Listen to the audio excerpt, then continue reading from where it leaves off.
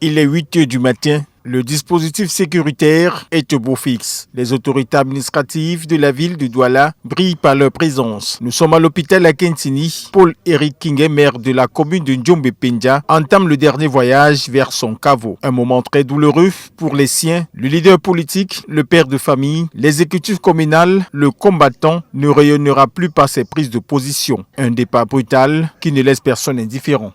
La maladie est une chose, puisque lui-même, au sortir de l'hôpital, il y a quelques jours, signalait qu'il avait été victime du Covid et que ça allait déjà.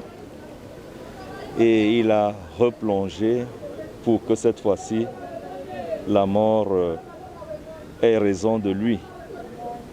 C'est la volonté de l'Éternel. C'est le passage obligé pour les uns les autres.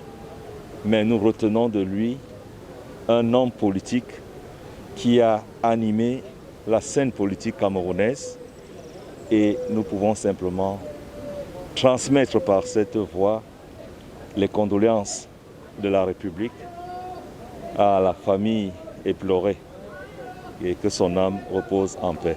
Après le requiem, un dernier salut est effectué par le gouverneur de la région du littoral, le collectif des maires et bien d'autres convives présentes.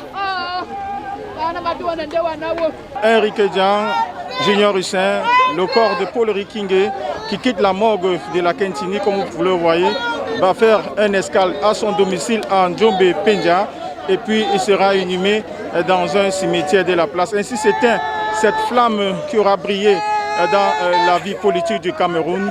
Adieu Paul-Éric Kingué et que la terre de nos ancêtres soit légère.